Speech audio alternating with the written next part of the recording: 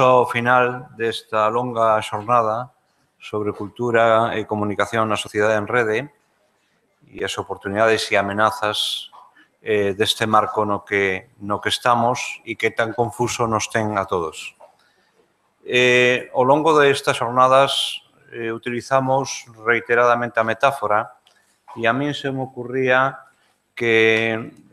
realmente celebramos as xornadas nun lugar máxico e nun punto extraordinario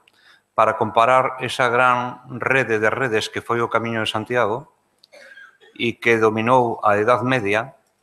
e no que hubo de todo.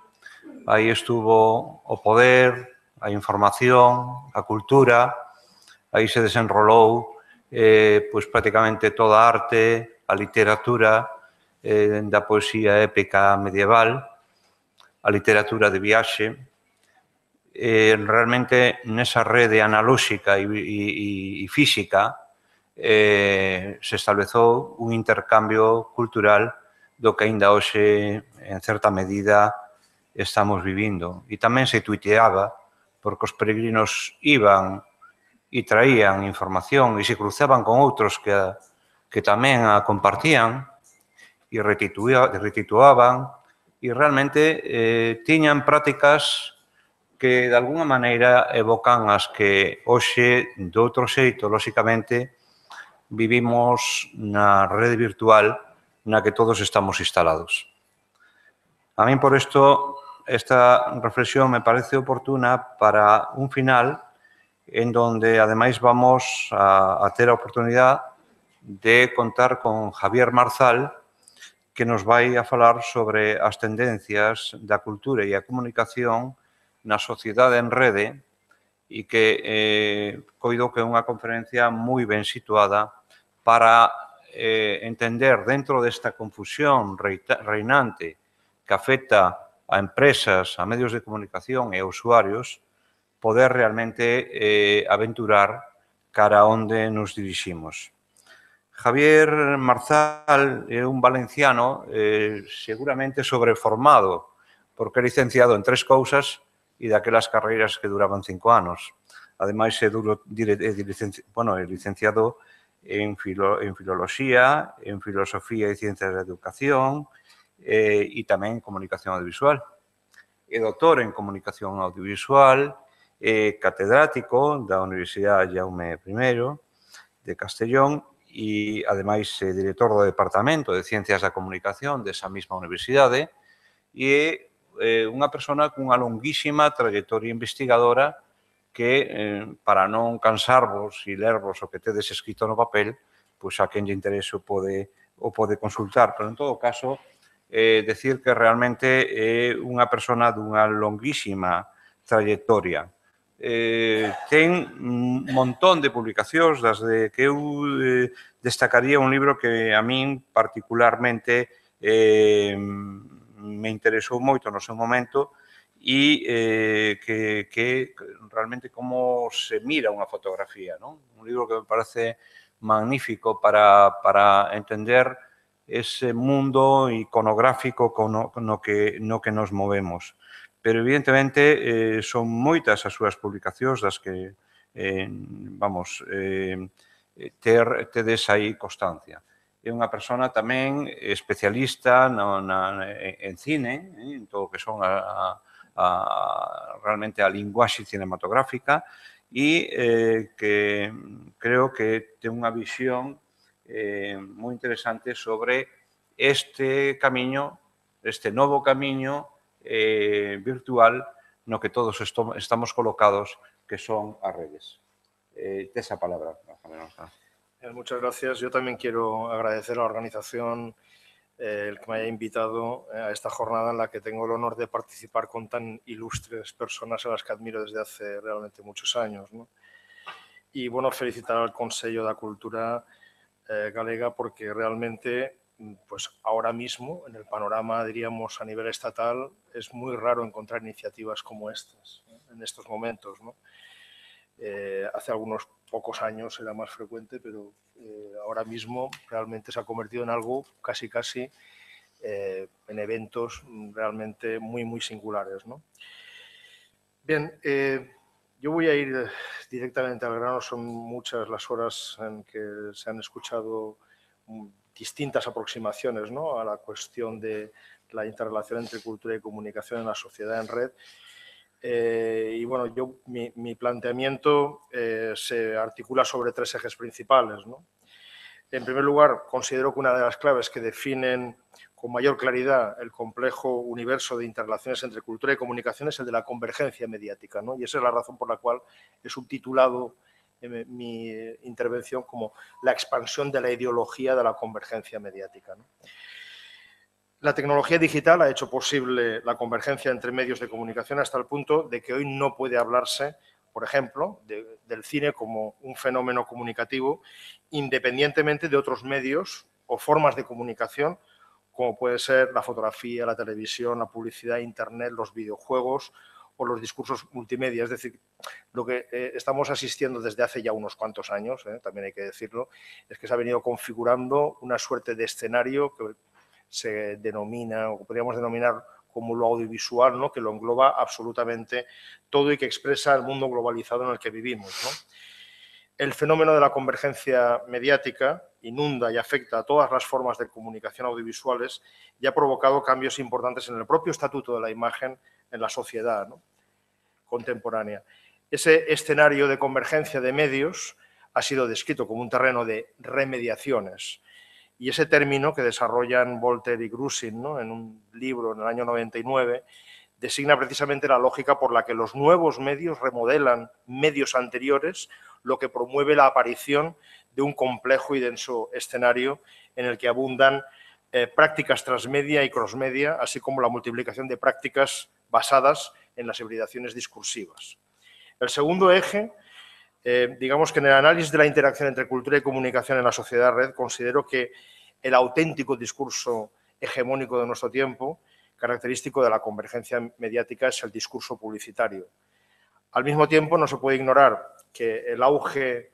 de las hibridaciones discursivas, ¿no?, y el fenómeno de la convergencia mediática se tiene que poner en relación con la ideología dominante a escala planetaria, que es el pensamiento neoliberal, que explica en última instancia el escenario mediático que se está dibujando a nivel global, en el que cada vez es más borrosa esa frontera entre cultura y comunicación. Si se examina, por ejemplo, el auge de las narrativas transmedia, tan de moda en estos momentos, podemos constatar que en realidad está teniendo lugar una profunda transformación del propio modelo de financiación de la creación cultural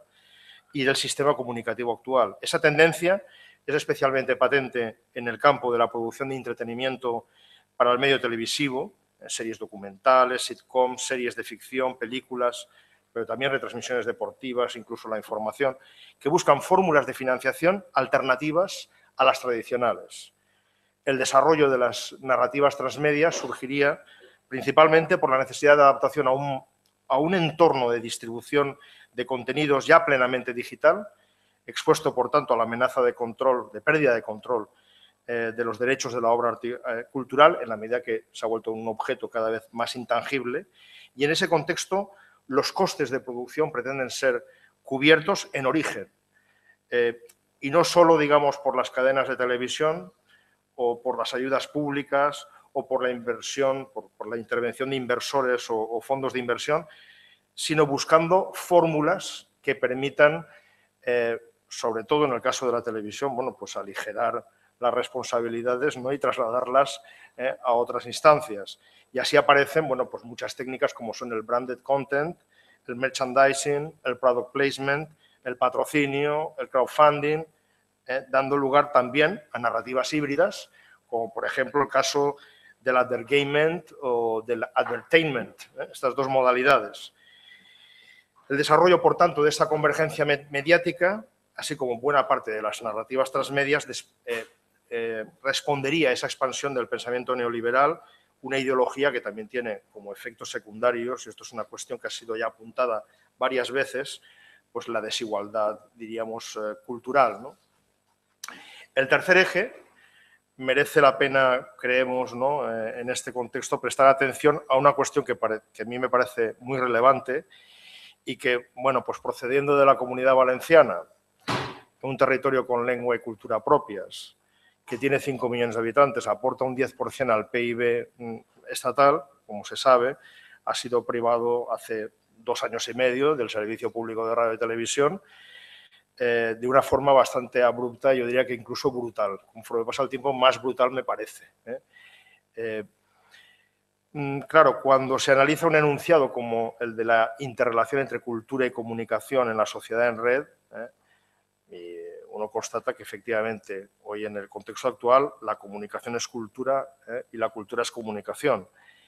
El término comunicación es un concepto muy amplio que engloba distintos ámbitos. Hablamos de información, hablamos de la comunicación comercial o publicitaria, hablamos también de todo el mundo del entretenimiento.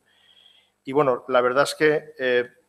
digamos que en el contexto actual y precisamente atendiendo a esta cuestión que mencionábamos antes, de esa suerte de desigualdad cultural que se está produciendo, ¿no? O que cuanto menos es un elemento, digamos, que nos llama mucho la atención. Bueno, pues parece que en este escenario que estamos actualmente parece muy importante precisamente el papel que puede jugar y que están jugando de facto, ¿no?, los medios de comunicación públicos en las sociedades avanzadas, ¿no? Diríamos que es cierto que estos medios de comunicación públicos, estoy pensando principalmente en las radiotelevisiones autonómicas, también, por supuesto, la radiotelevisión pública estatal, digamos que se enfrentan también a un escenario también muy hostil en estos momentos, de una fuerte crisis económica que está dificultando pues, su avance, incluso se pone en duda hasta su continuidad, por así decirlo. Y, bueno, pues el desafío es, ante una fortísima presión que está llegando, sobre todo de los medios privados, ¿no?, del mundo de la información, que está poniendo en cuestionamiento permanente, ¿no?, ese papel que tienen esos medios de comunicación públicos. Bueno, pues ahora además se produce la circunstancia, digamos, en la que, o el reto de tratar de adaptarse a esta coyuntura, a este contexto digital, ¿no?, en el que, bueno, pues una audiencia se ha fragmentado brutalmente, ha huido, por así decirlo, de las pantallas tradicionales, o las formas de consumo, desde luego, son bien distintas, ¿no? Por tanto, la aproximación que proponemos es doble. Por una parte, atendiendo a cuestiones relacionadas con lo que sería el punto de vista semiótico, estético, es decir, teniendo en cuenta bueno, pues lo que sería la naturaleza de la imagen contemporánea, tanto como representación como producción simbólica, y al mismo tiempo también teniendo en cuenta estos elementos que remiten a la economía política de la comunicación, que hoy en día es que son absolutamente insoslayables. No podemos, digamos, olvidar estos aspectos, ¿no? Bien, cuando, digamos, viendo al primero de los ejes, ¿no?, la cuestión de la convergencia mediática, ¿no?, digamos que cabría hacer una primera observación, ¿no? Hace ya 15 años, ¿no?, Paolo Kerkyusai publicaba un ensayo breve titulado La muerte del cine, historia y memoria cultural en el medievo digital, y en ese interesante trabajo, este historiador, restaurador y conservador de películas de la mítica George Eastman House, la famosa multinacional Kodak, señalaba cómo la revolución digital, en aquel momento ya, señalaba que se ha convertido en una ideología persuasiva sobre la que parece existir un consenso definitivo, ya que poner en duda sus virtudes sería una actitud tan atrevida como oponerse al progreso científico, ¿no? La conceptualización social de lo que representa la tecnología digital se incardina en lo que Kerky denomina el autoperpetuante fundamentalismo cultural, una ideología que se caracteriza por negar el pasado, por ser ahistórica y siempre magnificar el presente y el futuro, que tan felices hallazgos y progresos nos promete. La imagen electrónica, nos recuerda a Kerky, nos recordaba en aquel texto, posee una naturaleza diferente al cine fotoquímico, mientras que el cine tradicional, digamos, ¿no?, socializa, forma sentido de comunidad y satisface un imaginario. La imagen digital tiende a ocultarse en la memoria del espectador por su relativa simplicidad tecnológica, el bajo nivel de atención que exige y por la naturaleza incompleta de la imagen. El fenómeno de la convergencia mediática inunda y afecta a todas las formas de comunicación audiovisual, como decíamos antes, ¿no? esas tecnologías han hecho posible, bueno, pues que se hayan ido adoptando unos estándares tecnológicos comunes en los videojuegos, en la prensa digital, en la televisión, en el cine, etcétera, etcétera. Pero como también se ha dicho a lo largo del día, porque es realmente difícil poder decir nada que nos haya salido en algún momento, en alguna de las muchas ponencias, las 6 ponencias anteriores que han tenido lugar a lo largo del día, ¿no? Pero, en fin, es cierto que el verdadero cambio cabe situarlo sobre todo en la manera de consumir estos productos, a través de Internet y de las redes sociales, ¿no? En muchos casos se ha pasado de una manera colectiva de consumo, ¿verdad?, a un consumo individualizado.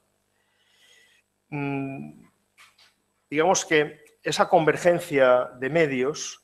en la que los nuevos medios remodelan los medios anteriores se vale de una doble estrategia, la inmediatez y la hipermediacidad, que manifiestan un mismo deseo, el deseo de sobrepasar los límites de la representación y de alcanzar lo real.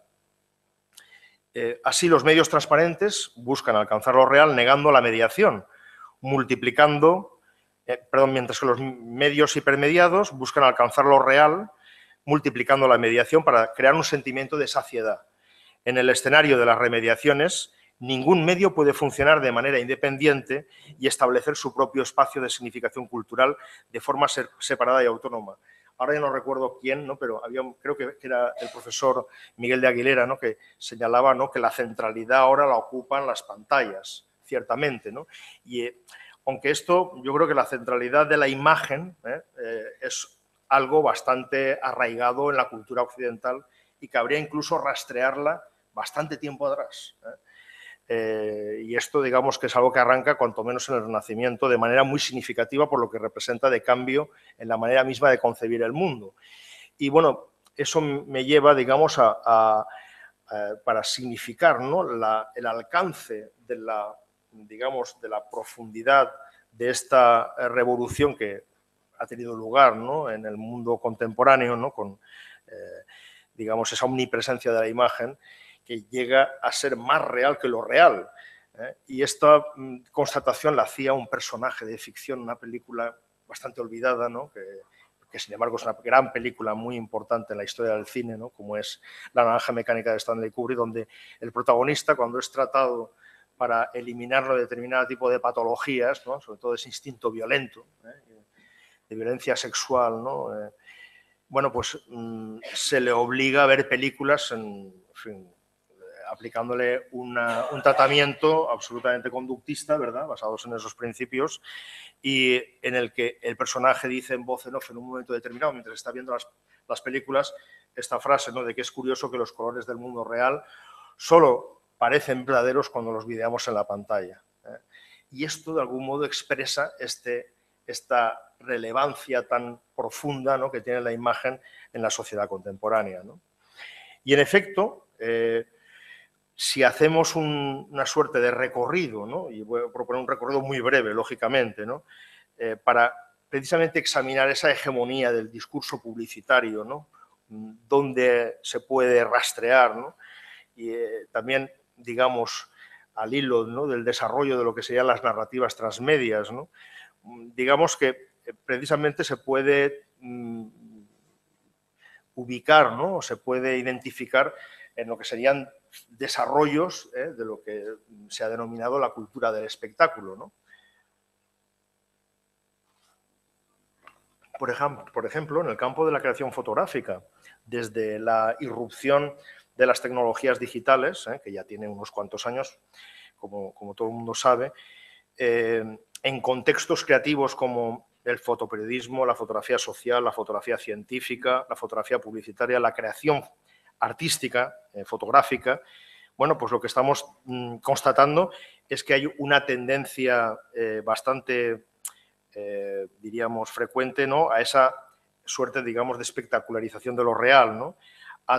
Y además lo que es más interesante es constatar cómo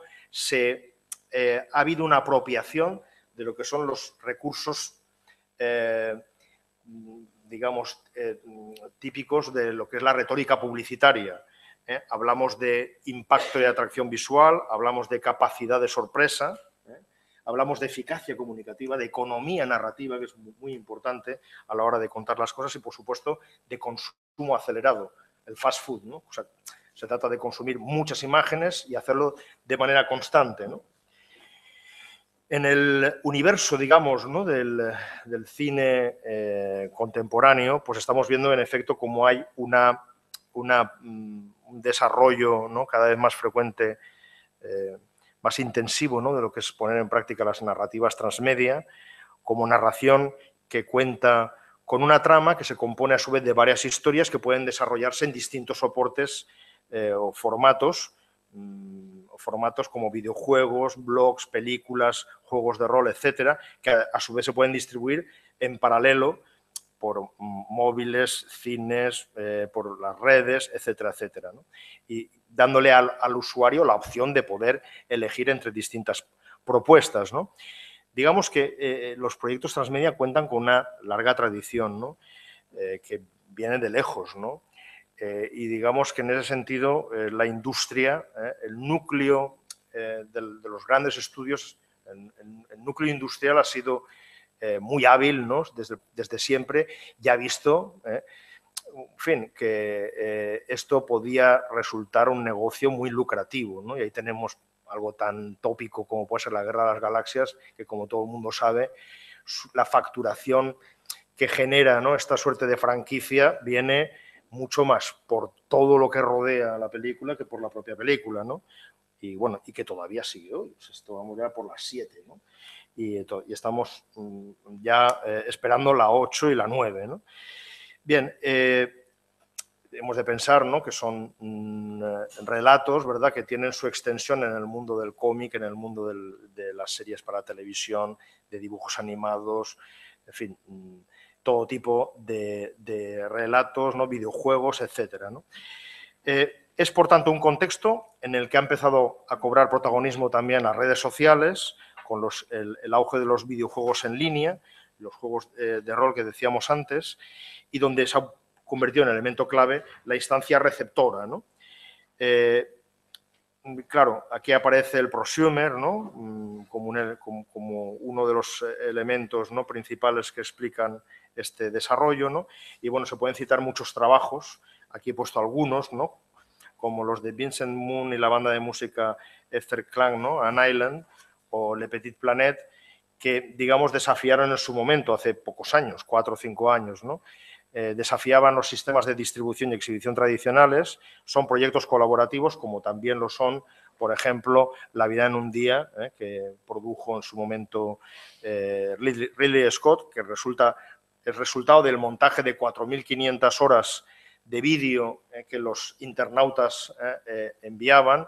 Y ahora mismo hay un proyecto que está llevando adelante Isabel Coixet, como todo el mundo sabrá, llamado Spain in a Day, ¿no? Y bueno, creo que en el mes de mayo o junio está prevista, después del verano, en el Festival de San Sebastián, es donde presentará esta película, y está trabajando con 22.600 vídeos enviados por también, digamos, personas, internautas, que han querido colaborar en esta producción, ¿no? También la red ha sido testigo de la transformación de portales centrados en la distribución ilegal de películas, en un principio, BitTorrent, Vudu, que distribuyen producciones de todo tipo. Y bueno, como han señalado distintos autores, el futuro de las industrias culturales y en especial del cine pasa por la red, y ahora estamos asistiendo, pues, al desarrollo desde hace algunos años de portales para el consumo de productos audiovisuales en línea, ¿no? Servicios como Mobilink o como Universal, con otros como Vudu, Cinema Now, Hulu, iTunes, Netflix, etcétera, cuyo negocio sigue creciendo mientras infinidad de portales también al mismo tiempo ofrecen materiales gratuitos para descargas, etcétera, etcétera. Diríamos que una de las preguntas que surgen inmediatamente es cómo se puede sostener esto, y esto es una pregunta realmente muy compleja respuesta. El crowdfunding no lo explica, por supuesto, solo explica algunos casos concretos, ¿no? Tenemos casos como esta película de Franny Armstrong, ¿no?, de Age of Stupid, que es un documental sobre el cambio climático, que además consiguió incluso ser nominado en los British Independent Film Awards. Y También, por ejemplo, el caso del Cosmonauta, que un film que consiguió captar también más de 400.000 euros, ¿no?, en donaciones de 3.800 productores, que digamos, en pago también por esas donaciones, pues uno tenía una serie, digamos, de derechos, ¿no? De tal modo que efectivamente estamos viendo la emergencia de una economía híbrida, para cuyo sostenimiento, bueno, pues se buscan todas las fuentes de financiación tradicionales y de la red 2.0. Pero digamos que todo esto ha tenido un recorrido en los 2 últimos años, ¿verdad? Hemos visto cómo el crowdfunding ha conocido una suerte como de empuje importante, pero nos hemos dado cuenta también que esto ha tenido un recorrido limitado, ¿no? Porque es evidente que esto es agotador para la ciudadanía, digamos, ¿no? Es necesario que hayan otro tipo, digamos, de canales que asuman, obviamente, el coste de lo que, en definitiva, es creación cultural, ¿no? También me permito recordar, ¿no?, simplemente que cuando se habla, digamos, de esos desarrollos, ¿no?, de este contexto de lo que es la convergencia mediática, ¿no?, y hacía referencia a la cuestión, ¿no?, de las hibridaciones discursivas como un mecanismo, digamos, una estrategia narrativa, ¿no?, también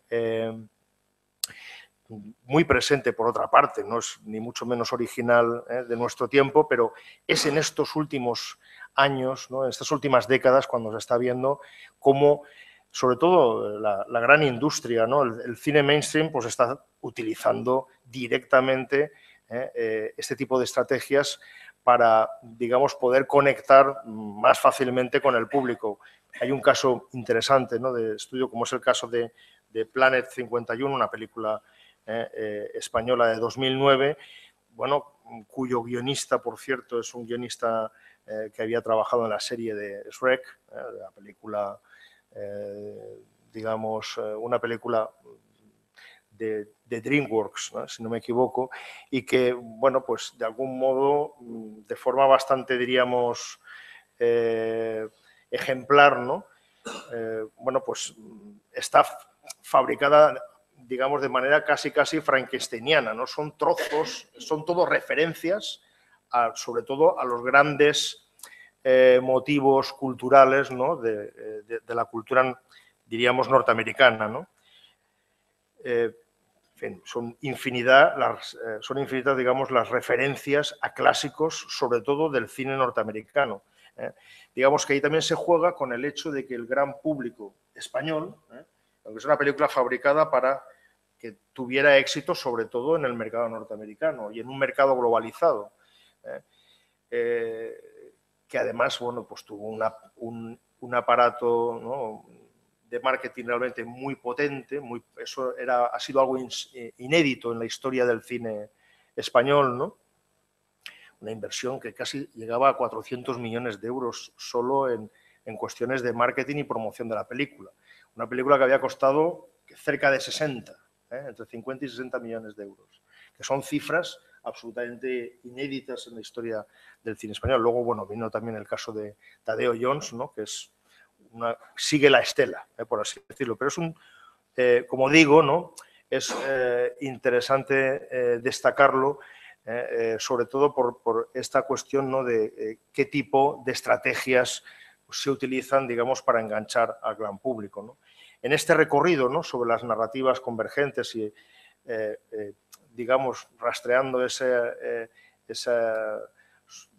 desarrollos, ¿no?, de lo que sería la sociedad del espectáculo, cómo no, también cabe transitar por un ámbito muy importante como es el de la información, que también está la información, digamos, transmutándose o camuflándose o revistiéndose, ¿no?, de todo este andamiaje propio, ¿no?, de lo que es el mundo del entretenimiento, y de ahí que se hable de infotainment, ¿no?, de infoentretenimiento, como elemento precisamente que de algún modo también trata de emular las retóricas propias del discurso publicitario para enganchar al público, ¿no? Y para ello, bueno, pues se siguen distintas estrategias, como decíamos antes, ¿no?, de relatos que sean claros, sencillos, muy contundentes, y que, bueno, pues ya digo que esto, por supuesto, es una una propuesta, ¿no?, que parte, digamos, de la conceptualización de Debord, ¿no?, que en el año 67, y conviene recordarlo, ¿no?, porque este libro, La Société du Spectacle, la verdad es que leído hoy sigue teniendo una actualidad y una vigencia que no deja de resultar muy chocante, ¿eh? Bien,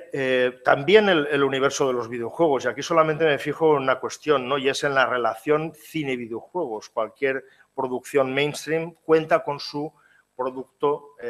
con su videojuego, que puede tener más recorrido todavía que la propia película, o casi tanto, ¿no? Se trata de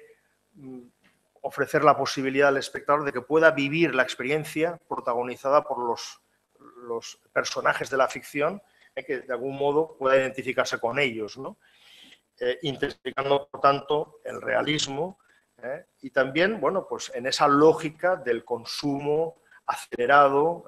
constante, el flujo, bueno, que no tiene fin, y que necesita estar continuamente renovado, ¿no? Digamos que esto lleva, ¿no?, a que efectivamente esa relevancia, ¿no?, de la imagen publicitaria parecería como si la publicidad fuera, por sus características, como una suerte de espejo donde quisieran verse todas las formas de comunicación contemporáneas reflejadas, ¿no? O sea, de algún modo el cine mainstream intenta ser tan impactante, ¿no?, tan eficaz comunicativamente como lo es la publicidad. Claro, evidentemente no es lo mismo un spot publicitario de 20 segundos que una película que dura 100 minutos. Para ello, bueno, pues pensemos en cineastas como Michael Bay, esta gente que hace puro, diríamos, pirotecnia visual.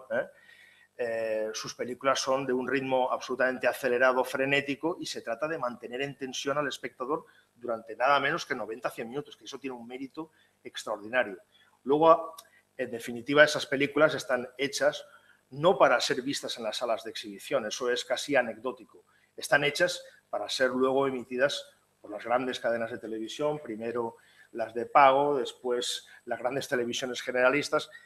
y la vida, ¿no?, es una vida muy larga, la de estos productos, ¿no?, que siguen durante muchas décadas consumiéndose en televisión. Y como digo, de algún modo, ¿no?, es como si todos quisieran parecerse a la retórica publicitaria. Y ahí también, por supuesto, la información, el periodismo trata también, de algún modo, de apropiarse de esas formas de comunicación, ¿no? Pero bueno, la ficción en general, y ahí tenemos muy diferentes formatos, ¿verdad?, muy diferentes géneros. Bueno, todos ellos también quieren, a su manera cada uno, emular el éxito de la comunicación publicitaria, ¿no? Bien, en ese contexto estamos, por tanto, en este universo, ¿no?, de las hibridaciones discursivas, en el contexto de la convergencia cultural, y efectivamente la imagen digital constituye en esta nueva economía del entretenimiento un producto que está perfectamente adaptado a las leyes del mercado. Se trata de favorecer su rápido consumo, que debe ser atendido con gran rapidez, también en su producción y circulación, que se traduce en una disminución de los costes de distribución y en la aparición de nuevas fuentes y fórmulas de financiación. Digamos que el contexto en el que estamos en estos momentos, y esto me lleva ya a la última parte de la exposición, que espero que sea, voy a tratar de ser muy breve, porque ya estoy, creo que, llegando al límite. Digamos que lenta pero implacablemente se ha ido introduciendo en toda Europa una política de desregulación neoliberal que ha alimentado la idea de que las nuevas tecnologías de la información son una suerte de panacea ante todos los males humanos, imponiéndose ese discurso sobre la convergencia como nuevo motor tecno-utópico de la sociedad de la información. Y aquí hay una cuestión que a mí particularmente, claro, como valenciano, que viene de una tierra donde han pasado cosas terribles y siguen pasando, pues efectivamente aquí hay una cuestión que es muy importante y que se suele olvidar con frecuencia, ¿no? Y es el problema de la visibilidad de la diversidad cultural, ¿no? que también ha sido mencionado varias veces a lo largo del día, ¿no? Y que, bueno, en los últimos años yo creo que, bueno, pues estamos viendo por una parte, y ya ha sido comentado antes, por ejemplo, por Emili, ¿no? Es verdad que existe una enorme riqueza cultural, Internet parece un espacio virtualmente infinito,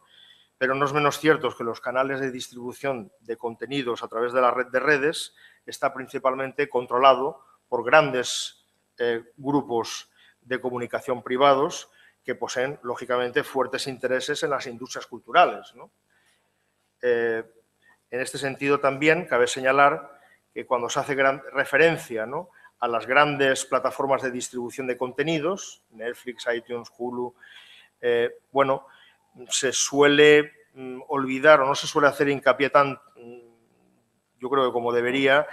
al papel que tienen en ese escenario las grandes cadenas de televisión públicas, privadas, pero también las públicas, ¿no? Y cuando se analiza el grado de diversidad o variedad de contenidos, que es lo que señalaba el profesor Emili Prado, se constata que la tendencia general de las grandes corporaciones multimedia y de radio y televisión es bastante uniforme, ¿eh? Y ahí hay datos que nos ha suministrado que precisamente apoyan esta idea, ¿no?, de cómo, digamos que la tendencia natural de todos es reproducir los mismos esquemas y tipos de productos, cultivar los mismos géneros, el mismo tipo de programas, el mismo tipo de formatos. Hay que decir en este sentido que la industria, digamos, del audiovisual es profundamente conservadora, pero esto viene en el ADN, conservadora en el sentido de que se trata de evitar riesgos, como es lógico porque hablamos de un ámbito en el que es muy fácil pegarse un bofetón, ¿no?, y realmente perder mucho dinero, como es sabido, ¿no? De hecho, todo el éxito de la industria audiovisual norteamericana se basa en algo tan básico, y es que tan básico como el hecho de que es tan potente desde un punto de vista financiero que también financia, como es lógico, muchos fracasos. O sea, por cada proyecto exitoso, por un Juego de Tronos, hay otras 10 series que no conoce ni su padre, que han costado un riñón y que no han tenido éxito, digamos, porque los ejecutivos de la cadena y grandes profesionales del sector,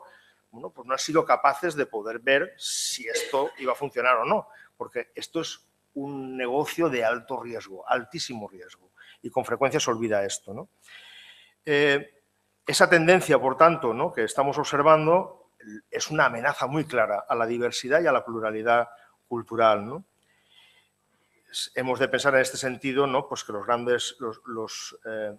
los medios de comunicación públicos en este escenario, y bueno, yo creo que en Europa todavía, veremos lo que nos dejan las grandes corporaciones, ¿no?, y las grandes fuerzas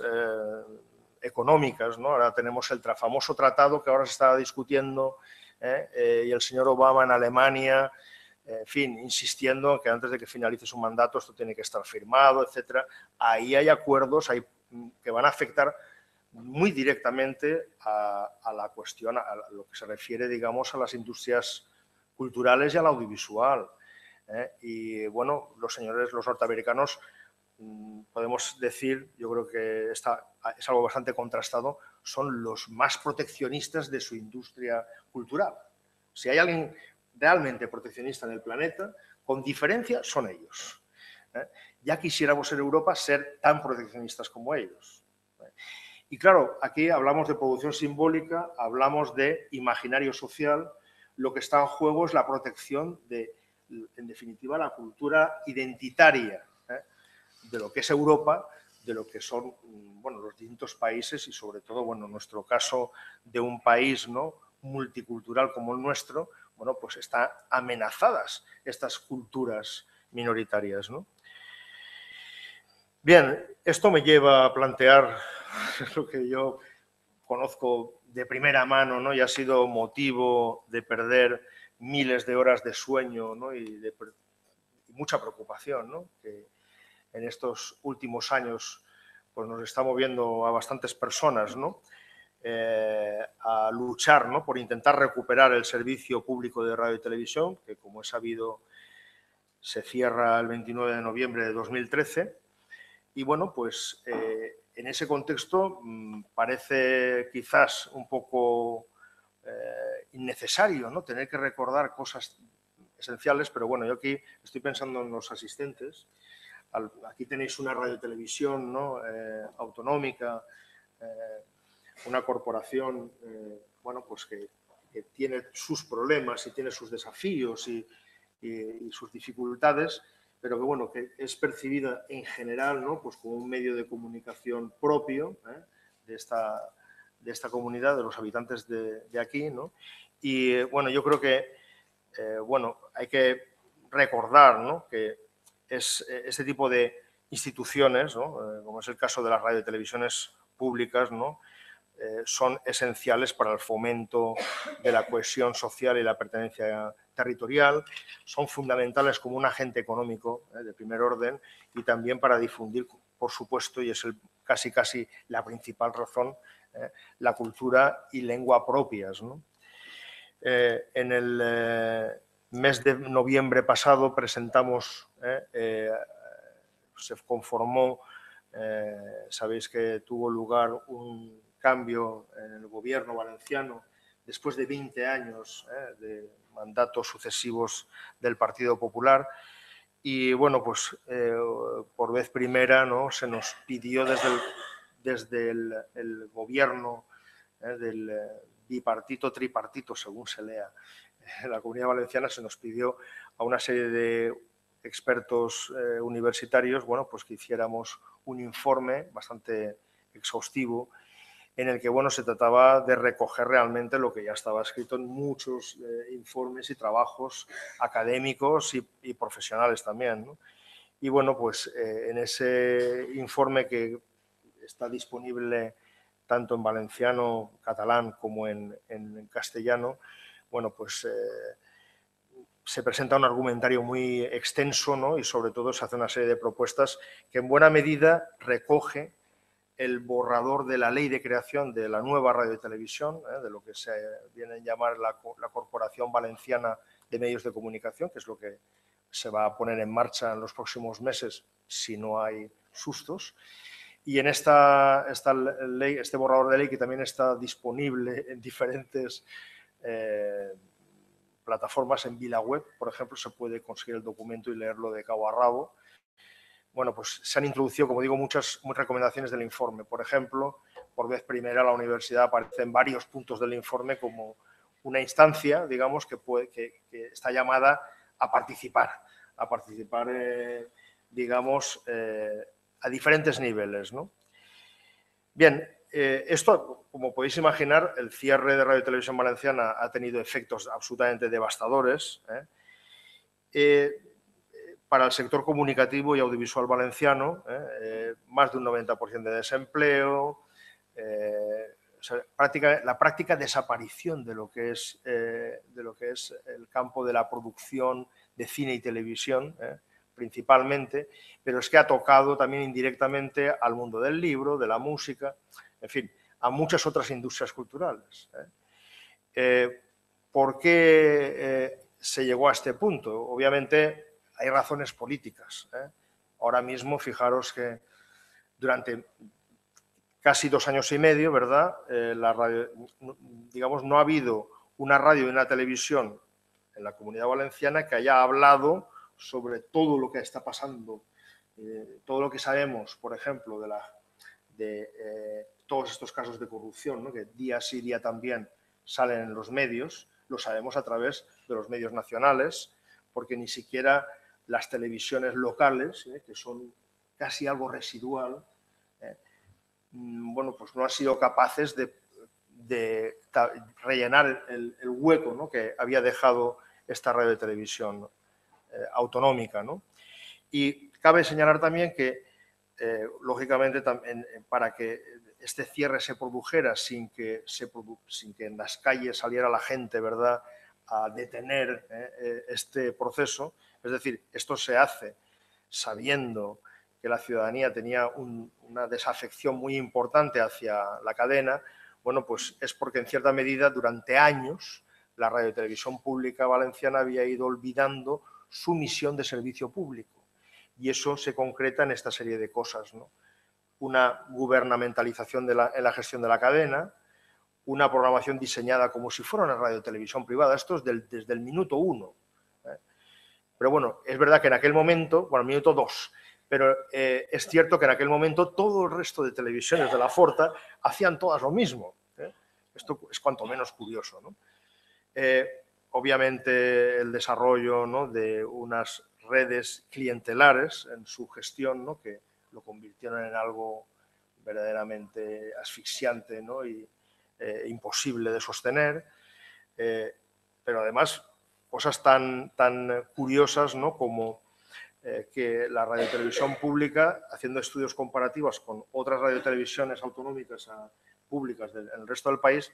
bueno, pues resulta que la RTBB es de las televisiones que menos invertía en su propio sector audiovisual valenciano. O sea, la repercusión era realmente muy pequeña. Sobre todo se daba trabajo a productoras de Madrid. El uso del valenciano estaba limitado a informativos y deportes. Apenas un 30-35% de programación de la cadena. Y, por supuesto, la participación ciudadana brilló por su ausencia en los 24 años de historia. Fíjense que en las 3 últimas semanas de vida de la cadena, cuando se produce la revolución, ya está anunciado el cierre, se produce, digamos, unas semanas en que los índices subieron al 13%, algo absolutamente insólito, ¿no? Bueno, pues por ejemplo, fue la primera vez que se invitó a Escola Valenciana y Acció Cultural a que participaran en debates dentro de la cadena de televisión. Esto es algo asombroso, ¿no?, cuando produce hasta escalofríos recordarlo, ¿no?, y da cuenta del nivel, digamos, de control, ¿no?, férreo, político, impidiendo, digamos, la participación de la ciudadanía, ¿no?, y de la sociedad civil. Termino ya. No todo este dibujo es, digamos, apocalíptico. Yo también quiero subrayar, ¿no?, que existen iniciativas que han ido surgiendo en estos últimos años, ¿no?, como por ejemplo esta iniciativa, ¿no?, del Samaruc Digital, que curiosamente esto es un portal de información transmedia que ponen en marcha valenciana, que tenían un programa que estuvo casi 20 años en antena, Medio Ambiente, que empezó, digamos, a una hora razonable en la cadena principal, Canal 9, después pasó a la segunda cadena, a Punt 2, en Punt 2 empezó a las 9, a las 8, luego a las 9, luego a las 10, luego a las 11, a las 12, a la 1, o sea, fueron cambiando, convirtiéndolo en algo molesto, y que, bueno, pues antes de que se produjera el cierre, los primeros seres, antes del cierre, cuando no se sospechaba que iba a cerrar la cadena, en el verano de 2012, se cierra el programa. Y entonces cuando se descubre que en el programa donde trabajaban 14 personas, en el programa habían en realidad 60 personas que tenían un contrato vinculado a ese programa. Bueno, estas son las cosas de lo que era la gestión. Es brutal, O sea, bueno, como estas hay miles de anécdotas, ¿no? Y bueno, este portal, puesto en marcha por extrabajadores de la cadena, es realmente una iniciativa muy de gran calidad, con un diseño de la web, ¿no?, muy claro, muy visual, contiene vídeos, contiene audios, contiene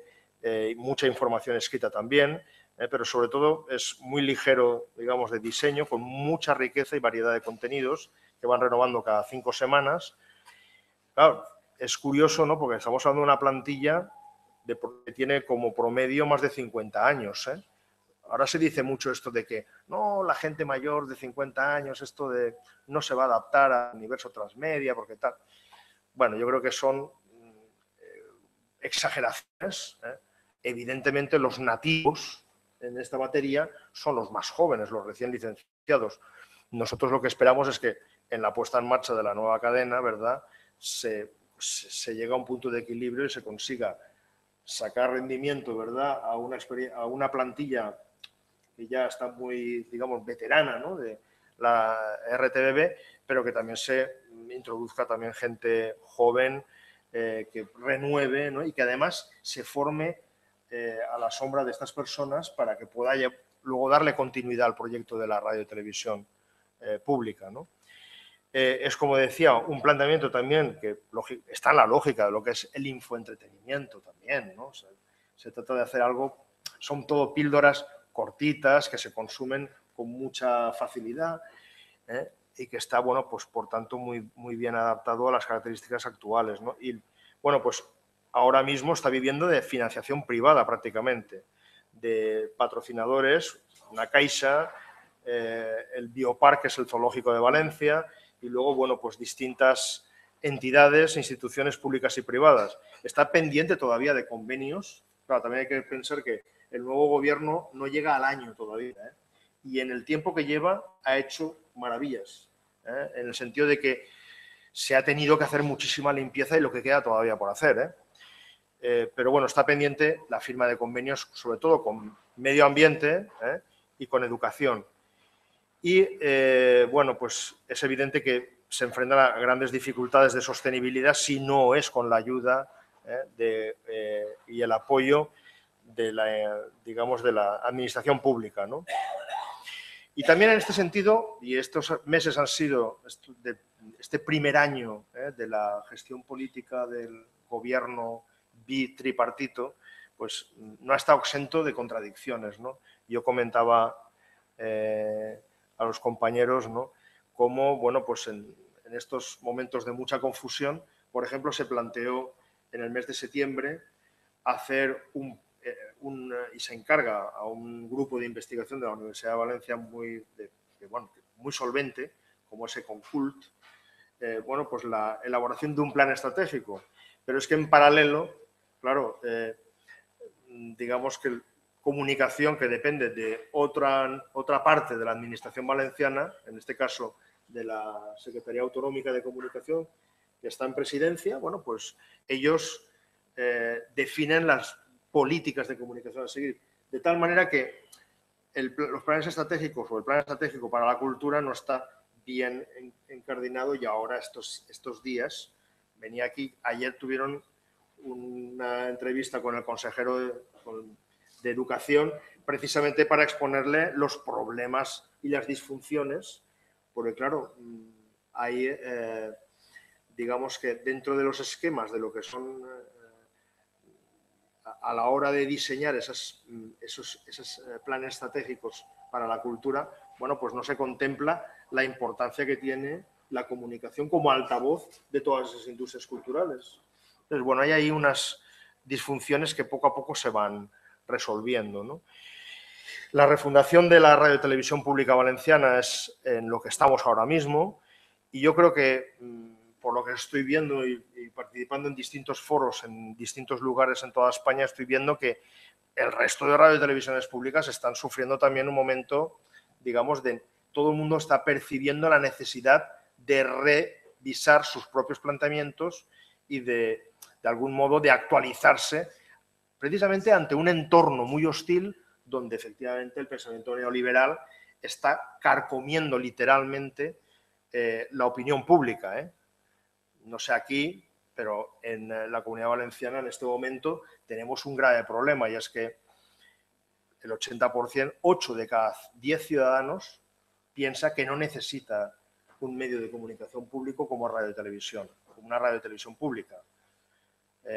Todo el mundo piensa que eso es un gasto que en estos tiempos de austeridad no nos podemos, digamos, permitir, ¿no? Ignorando, bueno, pues los contraargumentos a esta tesis, ¿no?, tan extendida. Y bueno, pues a la hora de redefinir o refundar, ¿no?, la radio y televisión pública valenciana, pues es evidente que hay que retomar las cuestiones de la visión y misión de servicio público, definir un nuevo modelo de gobernanza, adoptar las pruebas de valor público, asegurar unos principios para la financiación y garantizar una autonomía de la gestión. porque es que estos medios de comunicación públicos son esenciales para garantizar, en este escenario en el que estamos, de una progresiva concentración, que no da tregua, por otra parte, bueno, pues precisamente pues, para abrir, ¿no?, y hacer posible que haya una mayor variedad y pluralidad cultural, ¿no?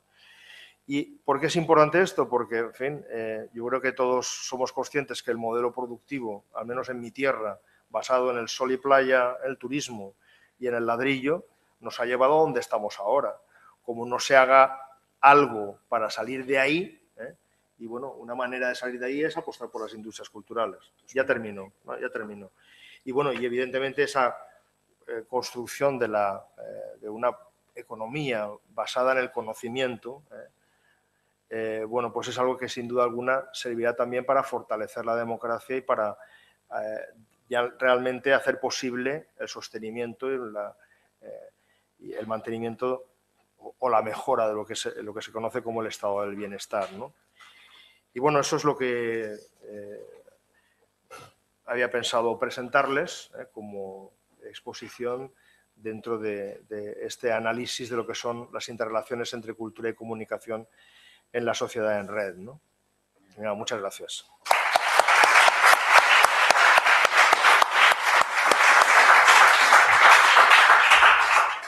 Gracias a Javier y convidamos a Emilio y a Ramón para establecer un pequeno debate de 10 minutos sobre todo o conxunto das conferencias que vimos esta tarde.